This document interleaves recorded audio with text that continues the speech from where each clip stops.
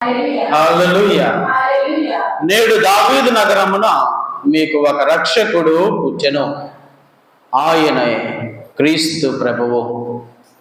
క్రీస్తునాథుని యందు ప్రియ సహోదరి సహోదరులారా, దేవుని బిడ్డలారా, ఈనాడు యావత్ ప్రపంచము, ఒక క్రైస్తవుడు మాత్రమే కాదు, యావత్ ప్రపంచము వైభవంగా సంబరాలు చేసుకుంటూ ఉన్నది. ఈరోజు మీరు వీధుల్లోనికి వెళ్ళి చూడండి, అన్ని వీధులు కూడా రంగురంగుల వెలుగులతోటి మెరిసిపోతూ ఉన్నాయి. చివరికి మన భారతదేశంలో కూడా ఎక్కడ కొద్ది శాతం మాత్రమే క్రైస్తవులు ఉన్నటువంటి మన దేశంలో కూడా ఈరోజు అనేకమైనటువంటి చర్చెస్ కానీ, అనేకమైనటువంటి షాపింగ్ మాల్స్ కానీ అని వీధుల గుండా కూడా మనం చూడవచ్చు, అన్ని కూడా కాంతులతోటి మెరుస్తూ ఉన్నాయి. ఈ మెరుపులకు కారణము, ఈ వెలుగుకు కారణము ఈ లోకంలో జన్మించినటువంటి క్రీస్తు ప్రభువు. ఈ సంబరాలన్నిటికీ కూడా కారణము ఈ లోకంలో మానవుడిగా జన్మించినటువంటి క్రీస్తు ప్రభువు. మనం చూసినట్లయితే ఒక రోజులో అనేక మంది బిడ్డలు జన్మిస్తూ ఉన్నారు. కొన్ని వేల మంది ఒక రోజులో జన్మిస్తూ ఉన్నారు. ఒక నెలలో కొన్ని లక్షల మంది ఈ భూమి మీద జన్మిస్తూ ఉన్నారు. ఒక సంవత్సరంలో మనం చూసినట్లయితే కొన్ని కోట్ల మంది ఈ భూమి మీద జన్మిస్తూ ఉన్నారు. క్రీస్తు ప్రభునకు ముందు కూడా ఇదే రీతిగా కొన్ని వేల మంది, లక్షల మంది, కోట్ల మంది ఈ భూమి మీద జన్మించారు. ఇంతమంది జన్మిస్తూ ఉన్నారు. అదే రీతిగా క్రీస్తు ప్రభు కూడా జన్మించాడు. మరి అందరి పుట్టుకకు, క్రీస్తు ప్రభుని యొక్క పుట్టుకకు తారతమ్యం ఏమిటి, డిఫరెన్స్ ఏముంది? అందరిలాగానే పుట్టాడు కదా అని చెప్పేటువంటి ప్రశ్న చాలా మందిలో ఈరోజు ఉన్నది. కానీ మనం గమనించాల్సినటువంటి విషయము, అందరూ కూడా ఈ లోకంలో జీవించడానికి జన్మిస్తూ ఉంటే, నా జీవితాన్ని 30 సంవత్సరాలు జీవించాలి, 40 సంవత్సరాలు జీవించాలి, ఈ భూమి మీద ఉన్నంతకాలం కూడా సంతోషంగా నేను ఈ భూమి మీద జీవించాలి అన్నటువంటి ఆలోచనతోటి ప్రతి మనిషి కూడా ఈ లోకంలో జన్మిస్తూ ఉంటే, ఒకే ఒక్కడు ఈ లోకాన్ని ఉద్ధరించడానికి జన్మించాడు. ఒకే ఒక్కడు ఈ లోకాన్ని పాపము నుండి ప్రక్షాళన చేయడానికి జన్మించాడు. ఒకే ఒక్కడు సర్వ మానవాన్ని దేవునితో సఖ్యపరచడానికి జన్మించాడు. ఒకే ఒకడు మరణించడానికే ఈ లోకంలో జన్మించాడు. ఆయనే నేను ప్రకటిస్తున్నా లోకరక్షకుడైన క్రీస్తు ప్రభు. ఇది ఆయన జననంలో ఉన్నటువంటి ప్రత్యేకత.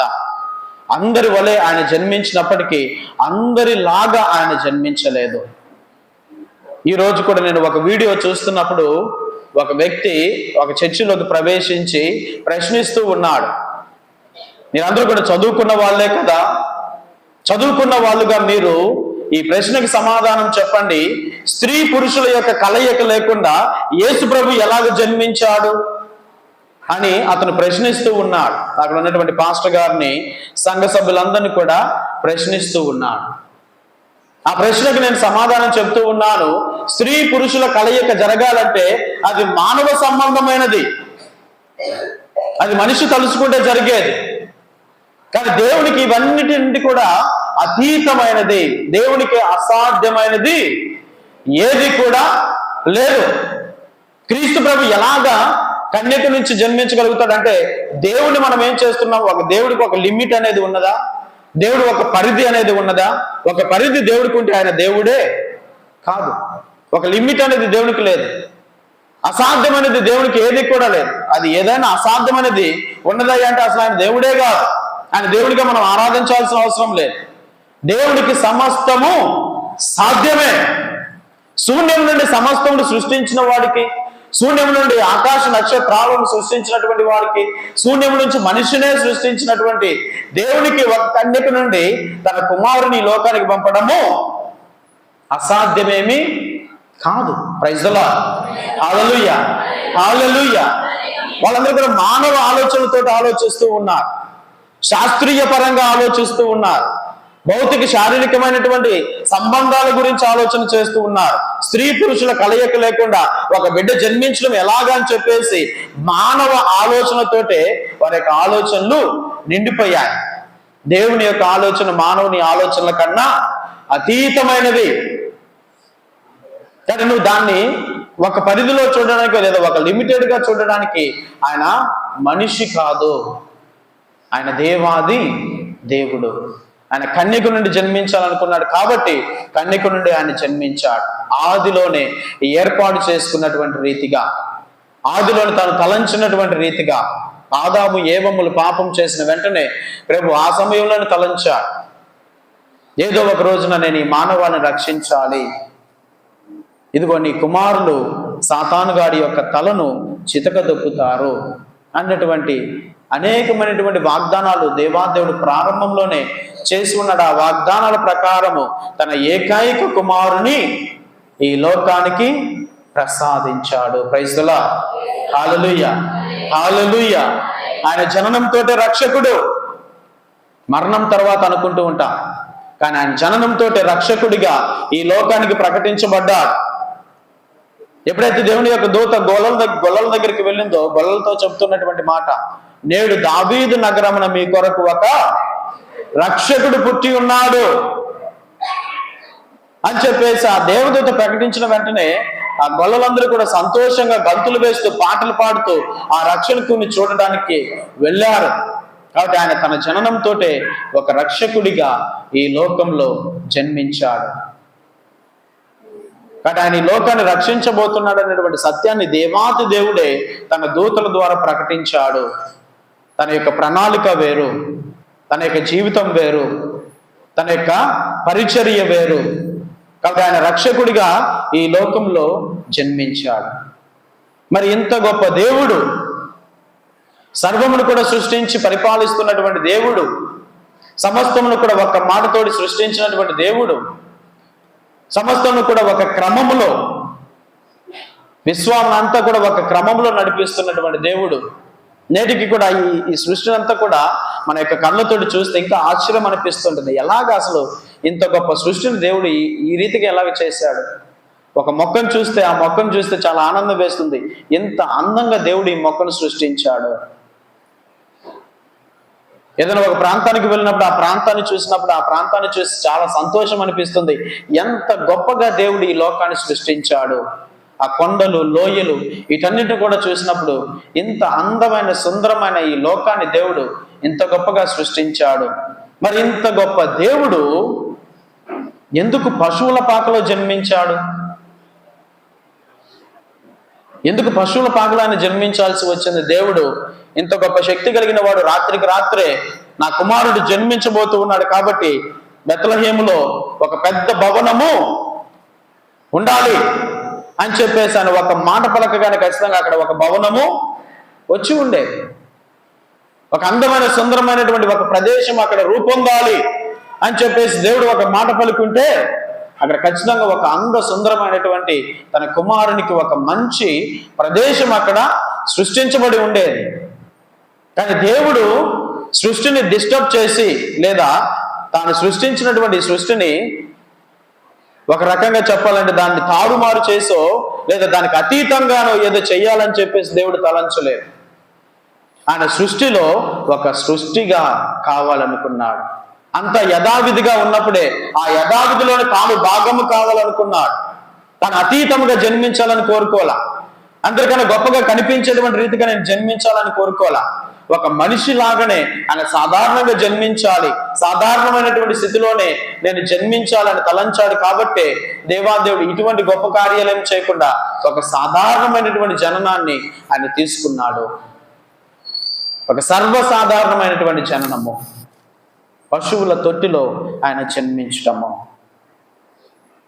ఇక్కడ మనం చూసినట్లయితే వాక్యం ద్వారా మనకు తెలియచేయబడుతూ ఉన్నది, మరి తల్లి తన తొలిచూలు కుమారుని కానీ ఎక్కడ పెట్టింది? ఆ కుమారుణ్ణి ఎక్కడ పెట్టింది? చదువుతాం ఒకసారి, 7వ వచనం చదవండి. మరియమ్మ తన తొలిచూలు కుమారుని కానీ ఒత్తి గుడ్డలలో చుట్టి పశువుల తొట్టిలో పరుండబెట్టబడింది. ఎక్కడ పడుకోబెట్టిందని కుమారుని? పశువుల తొట్టి. మామూలుగా పశువుల తొట్టిలో ఏముంచుతారు? సాధారణంగా మనం చూసినట్లయితే గడ్డి, ఆ పశువులకు వేసేటువంటి దాన, ఇవన్నీ కూడా ఆ పశువుల తొట్టిలో ఉంచుతూ ఉంటారు.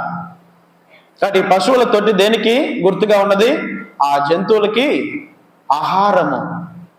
ఆహారాన్ని ఇచ్చేటువంటి ఒక ప్రదేశం అది.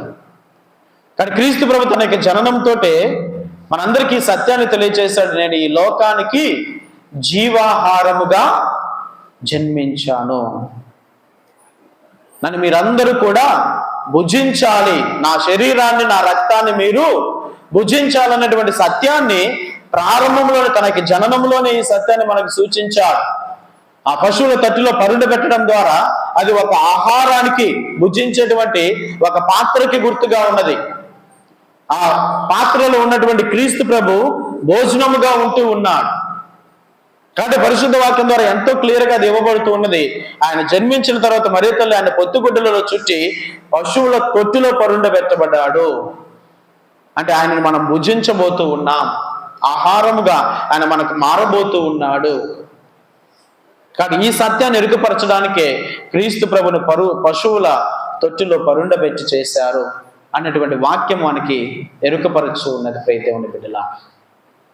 ఆ తర్వాత వచ్చిన మనం చూసినట్లయితే, ఏలయన వారికి సత్రములో చోటు లేకుండెను.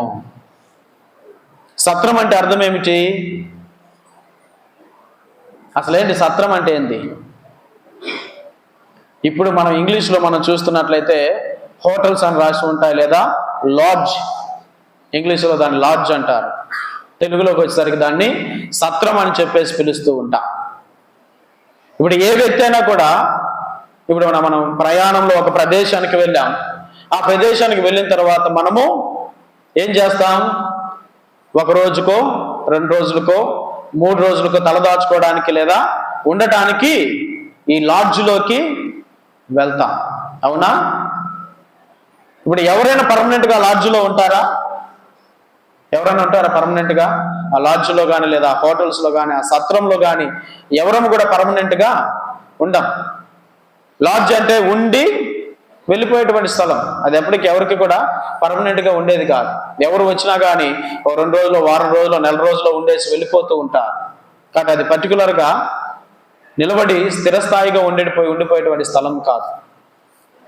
అందుకే ఇక్కడ పరిశుద్ధ వాక్యం ద్వారా క్రీస్తు ప్రభుకి ఆ సత్రంలో కూడా స్థలము లేకుండాను అని చెప్పేసి వాక్యం ఎందుకు చెప్తుందయ్యా అంటే, ఆయన ఈ లోకంలో ఉండి పోవడానికి రాలేదు.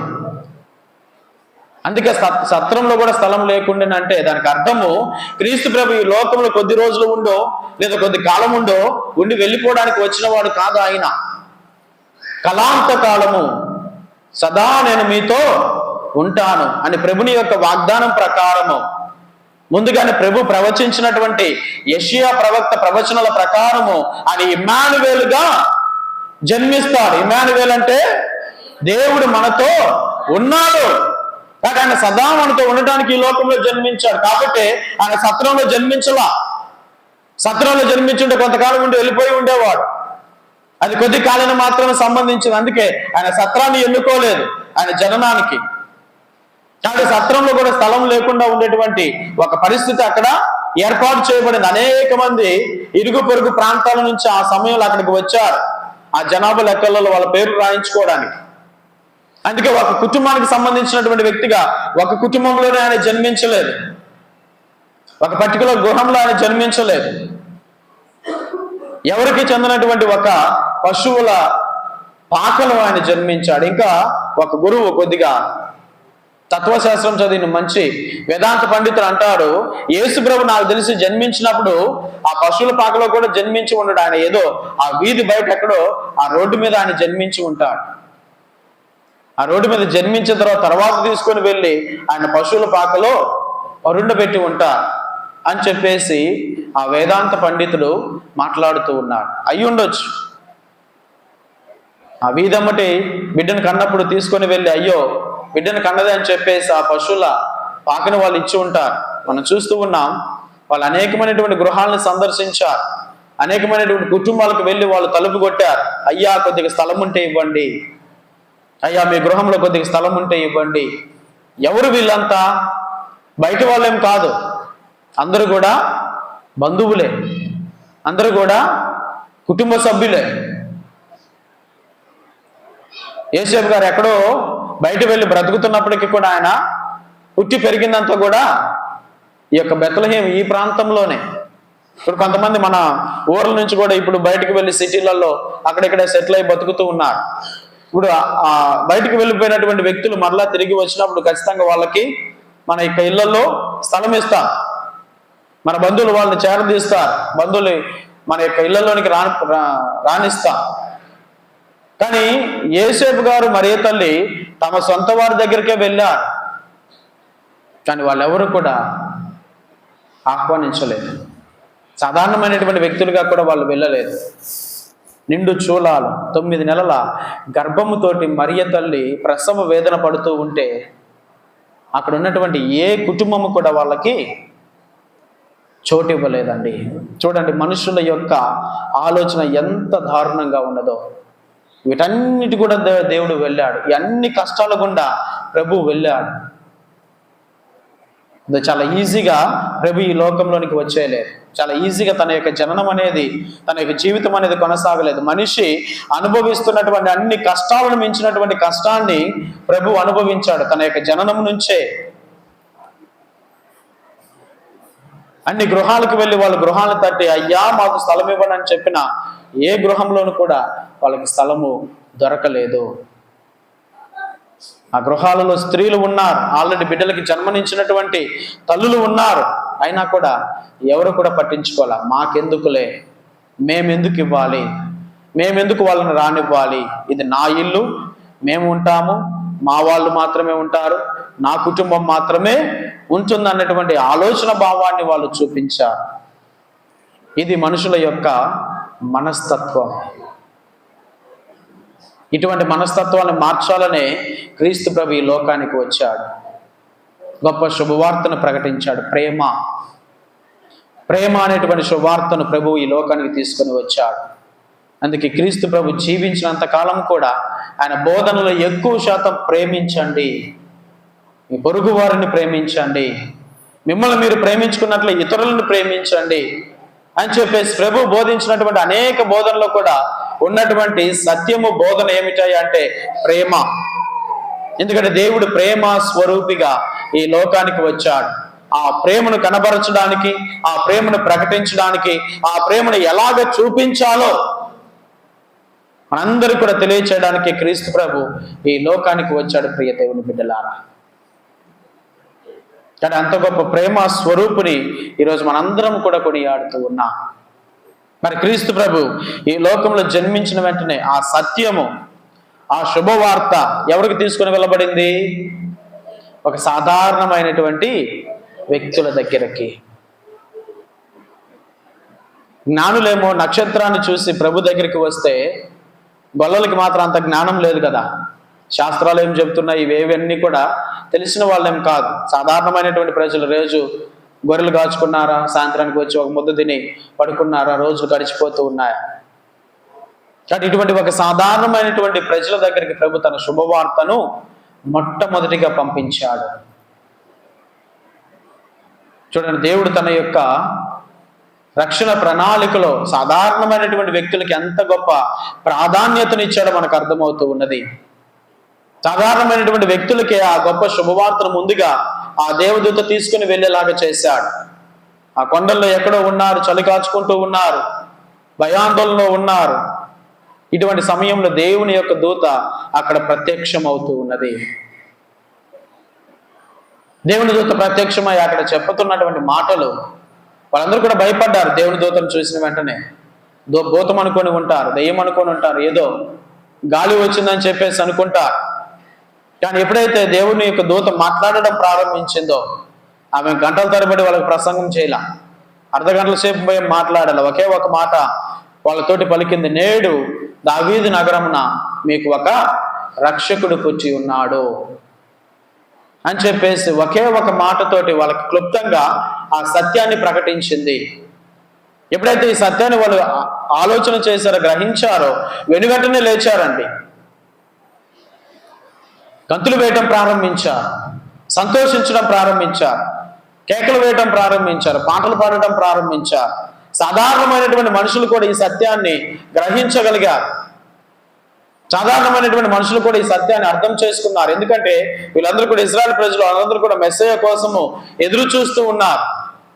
మెస్సయ్య వస్తాడు, మెస్సయ్య యొక్క రాకడ ఉన్నది అని చెప్పేసి వాళ్ళందరూ కూడా వింటున్నటువంటి ఆ సత్యము వాళ్ళకి ఎరుకపరచబడినప్పుడు ఆ సత్యాన్ని వాళ్ళు గ్రహించగలిగారు.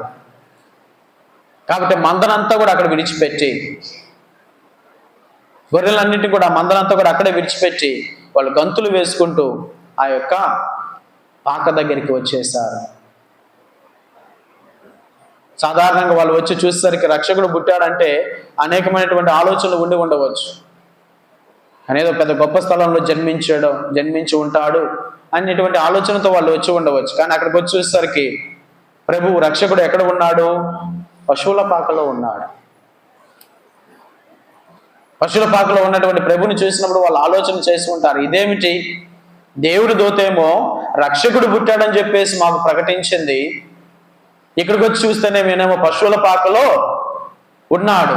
దేవుడు పశువుల పాకలో జన్మించడం ఏమిటి, మెస్సయ్య పశువుల పాకలో జన్మించడం ఏమిటి అని చెప్పేసి ఆలోచన, అనుమానం వాళ్ళకు వచ్చి ఉండవచ్చు. కానీ వాటన్నిటిని కూడా జయించి దేవుని యొక్క దూత ప్రకటించినటువంటి వాక్యము ప్రకారము వారు ఆ ప్రభు దగ్గరికి చేరి ప్రభుని ఆరాధించడం ప్రారంభించారు. వారు దేన్నైతే చూశారో దాన్ని మరలా వెళ్ళి అనేక మందికి ప్రకటించడం ప్రారంభించారు. మాకు దేవుని యొక్క దూత కనిపించింది, దేవదూత సందేశం మాకు ఇలా వినిపించింది, మేము ఆ పశువుల పాక దగ్గరికి వెళ్ళాము, ఆ ప్రభుని, చిన్నారి బాలయేసుని, పొత్తిగుడ్డల్లో ఉన్నటువంటి బాలయేసుని మేము చూసాము, కానీ మీరు కూడా వెళ్ళి ఆయన దర్శించండి అని చెప్పేసి సత్యాన్ని ఈ గొల్లలో ఇంకా అనేక మందికి ప్రకటించి ఉంటారు. ఆ సత్యము ఎరుకపరచబడింది సాధారణమైనటువంటి వ్యక్తులకి. ఆ వ్యక్తుల ద్వారా ఇంకా అనేక మంది ప్రజలకి ఆ విషయము ఎరుకపరచబడింది. Praise the Lord. Hallelujah, hallelujah. వీళ్ళ గొప్ప సువార్థికులు, మొట్టమొదటి సువార్థికులు అనవచ్చు. యేసు ప్రభు తన యొక్క సువార్తను ప్రారంభించక ముందే ఆ ప్రభుని గురించి ప్రకటించినటువంటి గొప్ప సువార్థికులు, దూత అందించినటువంటి గొప్ప సందేశాన్ని ఇంకా అనేక మందికి ప్రకటించినటువంటి గొప్ప సువార్థికులుగా ఈ గొల్ల వారిని మనం తీసుకోవచ్చు. కాబట్టి ఈరోజు మనందరం కూడా ఆ గొల్లవారిగానే మారాలి. గంతులు వెయ్యాలి, సంతోషించాలి, ఆనందించాలి, సంబరాలు చేసుకోవాలి. దాంతో పాటుగా వాళ్ళ వలె ఇంకా అనేక మందికి సత్యాన్ని ప్రకటించాలి. కానీ దాన్ని మాత్రం మరువకూడదు. సంబరాలు చేసుకోవడము మంచి విషయమే, ఆనందపడటము మంచి విషయమే, వేడుకలు చేసుకోవడం మంచి విషయమే, అందరినీ కూడా విషయడం మంచి విషయమే. అదే రీతిగా రక్షకుడు జన్మించాడనేటువంటి శుభవార్తను అనేక మందికి తెలియచేయడం కూడా మన యొక్క బాధ్యత. అనేక మందిని ఆ పశువుల పాక దగ్గరికి నడిపించడము మన యొక్క బాధ్యత. అలనాడు గొల్లలు ఆ పని చేశారు. ఈరోజు క్రీస్తు ప్రభుని యొక్క శిష్యులుగా మనము ఆ పని చెయ్యాలి.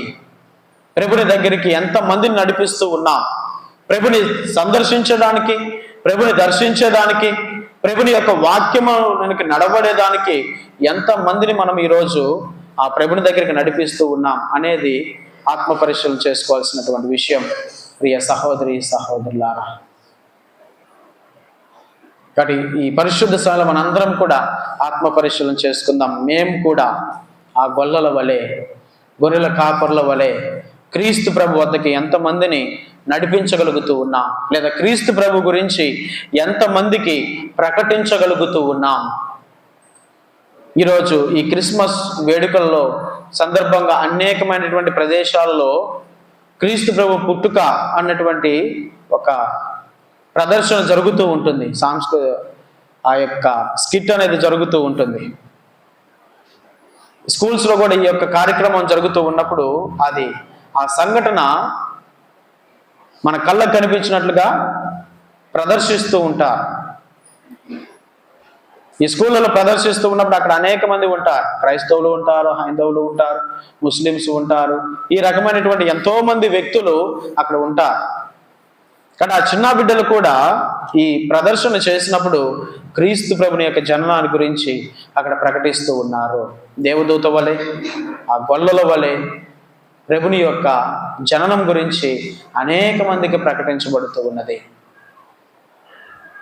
కానీ దాంట్లో మనం కూడా భాగం కావాలి.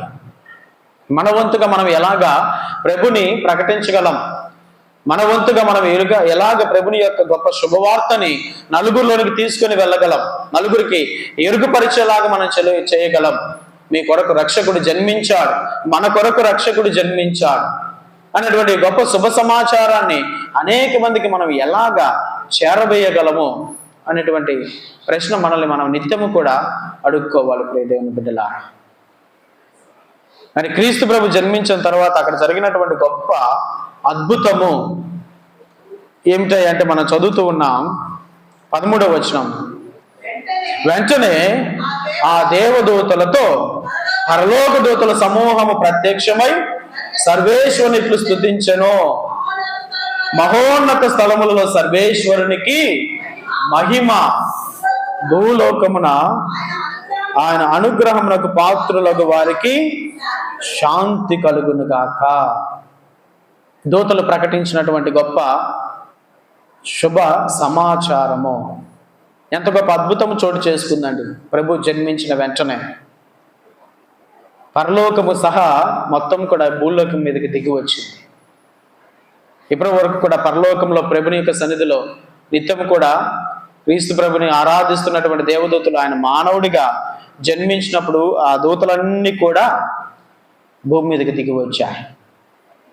ఆ పశువుల పాక మీద నిలబడి ఆ ప్రభుని మహిమపరచడం ప్రారంభించాయి, గొప్పగా పాటలు పాడటం ప్రారంభించాయి. అంత గొప్ప సన్నివేశం, అంత గొప్ప సంఘటన ఆ సమయంలో అక్కడ జరిగింది. ఆ దూతల వల్ల మనము కూడా దేవుని నిత్యము కూడా మహిమపరచాలి, దేవుని నిత్యము కూడా స్తుతించాలి. దేవదూతల సమూహమే ఆ దేవాదేవుని అంత గొప్పగా కొనియాడినప్పుడు మనందరి కోసమే కదా ఆయన వచ్చింది, మనందరి రక్షణార్థమే కదా ప్రభు ఒక మానవుడిగా సాధారణమైనటువంటి మనిషిగా ఆయన జన్మించింది. కాబట్టి ఇంకెంత గొప్పగా మనము ఆ ప్రభుని ఆరాధించాలి, ఆ ప్రభుని స్తుతించాలి, ఆ ప్రభుని మహిమపరచాలి. మనం చూస్తున్నటువంటి ఈ యొక్క సంఘటన ఆరంభంలోనే దేవదూతలకి ఎరుకపరచబడింది. నా కుమారుడు ఒక మనిషిగా భూమి మీద జన్మిస్తాడు, ఆ కుమారుని దేవుని దూతలుగా ఉన్న మీరందరూ కూడా వెళ్ళి ఆరాధించాలి అన్నటువంటి ఈ సత్యము ప్రారంభంలోనే దేవుని యొక్క దూతలకి ఎరుకపరచబడింది. ఈరోజు మనం అంటున్నటువంటి ఏదైతే సాతాను అంటున్నామో, ఏదైతే లూసిఫర్ అంటూ ఉన్నామో, ఆ లూసిఫర్కి ఈ మాటలు నచ్చలేదు. మనిషిగా జన్మించినటువంటి వ్యక్తిని మేము ఆరాధించడం ఏమిటి, మనిషిగా జన్మించిన వాడి దగ్గరికి మేము వెళ్ళడం ఏమిటి, మేము దేవుని దూతలము, నిత్యము దేవుని సన్నిధిలో ఉండే వాళ్ళము, దేవుని తర్వాత దేవుడు అంతటి వాళ్ళము, అటువంటి మేము ఒక మనిషిని ఆరాధించడం ఏమిటి అని చెప్పేసేటువంటి ఒక ప్రశ్న పరలోకంలో అప్పుడే ప్రారంభమైంది.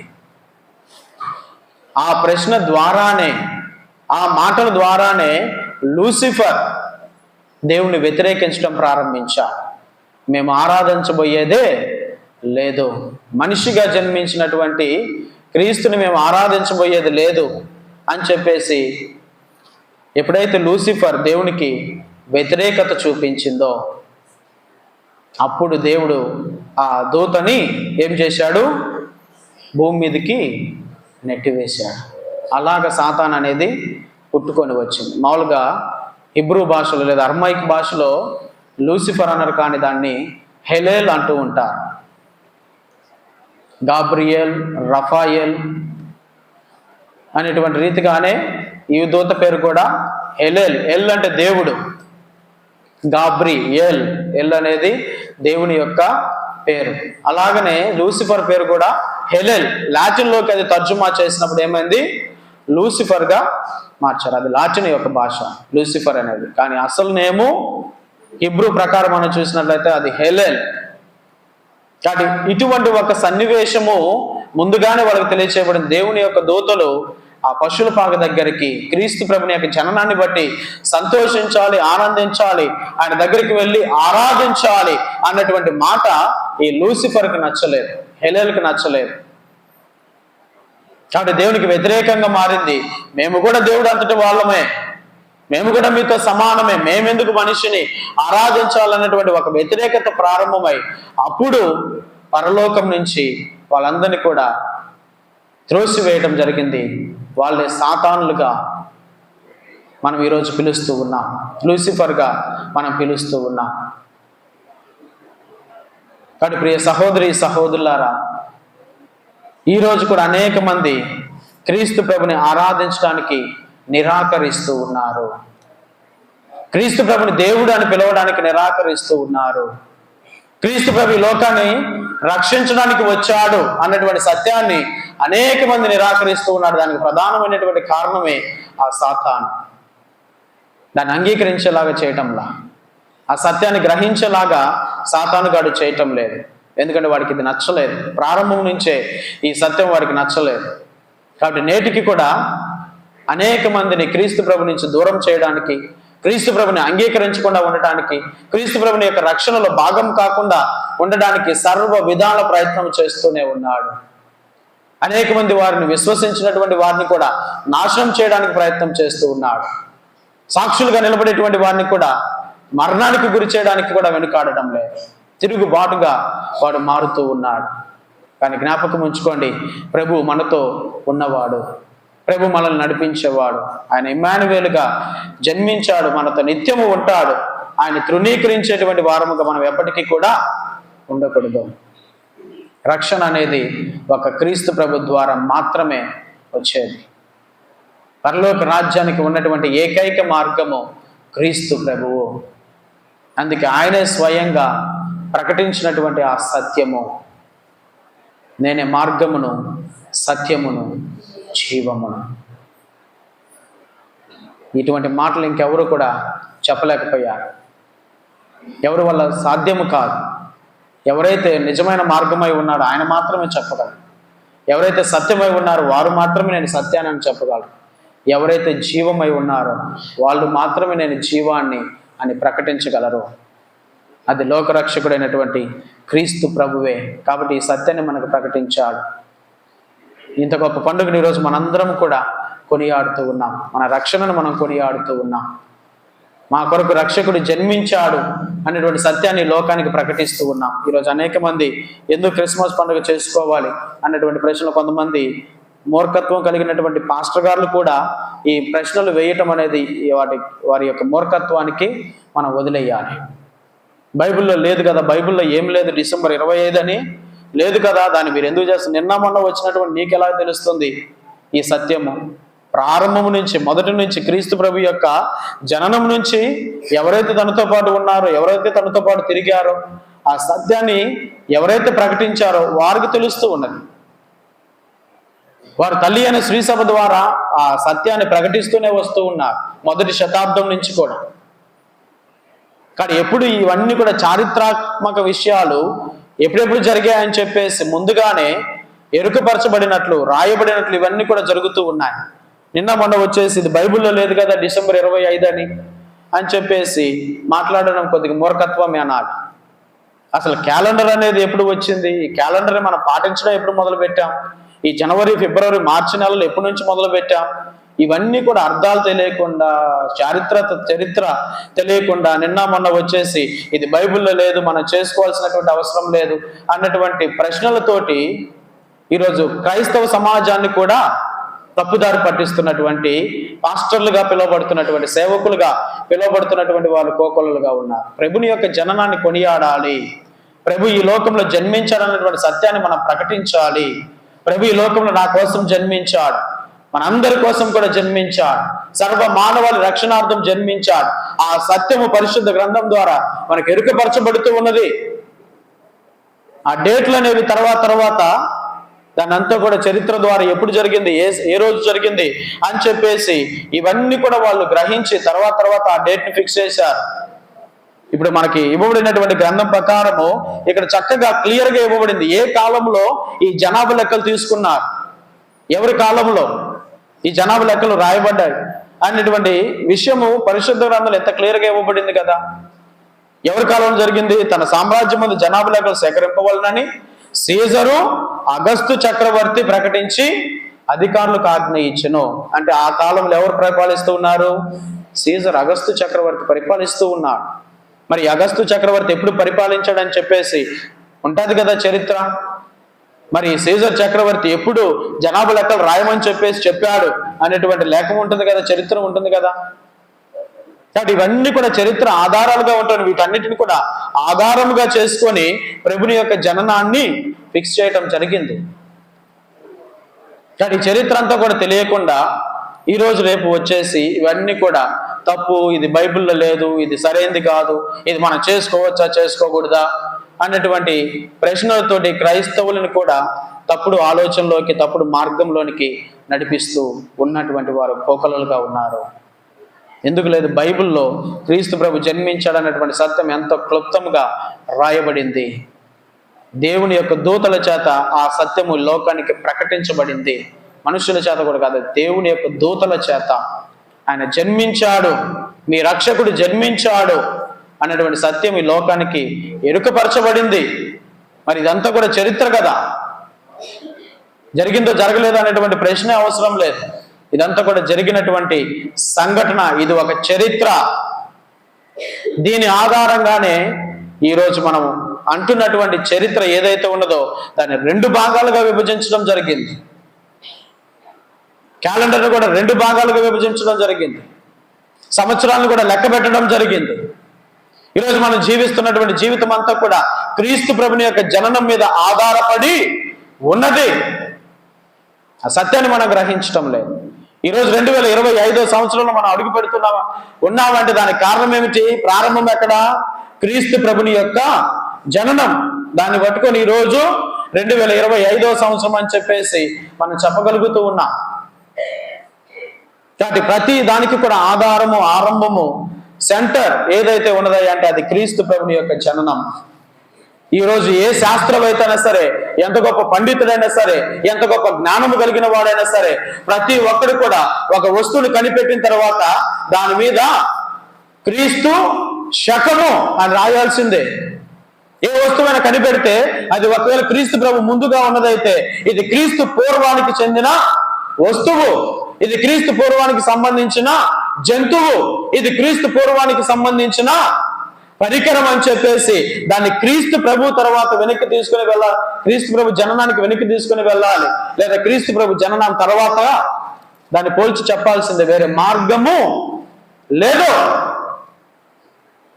కానీ అంతగా క్రీస్తుని యొక్క జననం ఈరోజు ప్రపంచాన్ని ప్రభావితం చేసి నడిపిస్తూ ఉన్నది.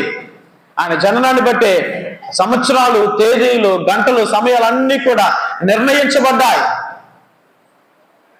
ఈరోజు మనం వినియోగిస్తున్నటువంటి క్యాలెండర్ కూడా ప్రభుని యొక్క జననాన్ని బట్టే నిర్ణయించబడింది. ఇన్ని గొప్ప చారిత్రాత్మకమైనటువంటి ఆధారాలను కూడా ఉన్నటువంటి దేవుడి గురించి ఎలాగ నువ్వు అలాగ ప్రశ్నించగలుగుతావు? అది నీ మూర్ఖత్వమే అని చెప్పాలి. చదువుకున్నటువంటి చిన్న ప్రాణం నుంచి చదువుకున్నటువంటి ప్రతి పుస్తకంలోనూ నువ్వు ఏది చదివినా కూడా దానికి పుస్తకంలో రాయబడింది కదా, క్రీస్తు పూర్వం జరిగిన యుద్ధాలు, క్రీస్తు శకం జరిగినటువంటి యుద్ధాలు, అలెగ్జాండర్ చేసినటువంటి యుద్ధాలు క్రీస్తు పూర్వం అని చెప్పేసి, బుద్ధుడు జీవితం అంతా క్రీస్తు పూర్వం అని చెప్పేసి ఇవన్నీ కూడా చదువుకున్నావు. ఇప్పటికీ ప్రశ్నగానే ఉన్నది. అంటే నీ జీవితమే ప్రశ్నగా ఉన్నది. రేపు నువ్వు పోయిన తర్వాత కూడా నీ జీవితాన్ని కూడా క్రీస్తు శకమనే రాస్తారు. కాబట్టి ఆ సత్యాన్ని అనేక మంది గ్రహించడం లేదు. కాబట్టి ప్రపంచాన్ని క్రీస్తు ప్రభుని యొక్క జననం ఈరోజు నడిపిస్తూ ఉన్నది. తన యొక్క జీవితం, తన యొక్క జననాన్ని ఆధారముగా చేసుకొని, తన యొక్క జననాన్ని ప్రధానముగా సెంటర్గా చేసుకొని ఈరోజు లోకము ముందుకు వెళ్తూ ఉన్నది. ఈ సంవత్సరం 2025 కావచ్చు, వచ్చే సంవత్సరం 2026 కావచ్చు, 2030 కావచ్చు, 2040 కావచ్చు, 50 కావచ్చు, 100 కావచ్చు, ఎన్ని సంవత్సరాలైనా కూడా ఇదంతా కూడా క్రీస్తు శకంలోనికి సంబంధించిందిగా మనం చెప్పుకోవాల్సిందే. కాబట్టి అంత గొప్ప చరిత్ర కలిగినటువంటి జననము నేను ప్రకటిస్తున్నటువంటి క్రీస్తు ప్రభుని జననం. ఎందుకంటే ఆయన సాధారణమైనటువంటి మనిషి కాదు, ఆయన దేవాది దేవుడు. సర్వమును కూడా సృష్టించి పరిపాలిస్తున్నటువంటి దేవుడు కాబట్టే సమస్తాన్ని కూడా తన చుట్టూ ఉంచుకున్నాడు. సమస్తాన్ని కూడా తన చుట్టూ ఉండేలాగా చేసుకున్నాడు. సమస్తము కూడా తన మీద ఆధారపడి వచ్చేలాగా ముందు ఉండేలాగా చేసుకున్నాడు క్రీస్తు ప్రభువు. కానీ దాని ఆధారంగానే ఈరోజు సమస్తము కూడా పిలువబడుతూ ఉన్నది, రచించబడుతూ ఉన్నది, చెప్పబడుతూ ఉన్నది. కానీ ప్రియ దేవుని బిడ్డలారా, ఆ గొప్ప జననాన్ని ఈరోజు మనందరం కూడా కొనియాడుతూ ఉండగా, ఆ ప్రభుని అంగీకరించినందుకు గాను, ఆ ప్రభుని, ఆ నిజ దేవుని తెలుసుకున్నందుకు గాను ఆ దేవునికి సమయంలో వందనములు, స్తోత్రములు చెల్లించుకుందాం.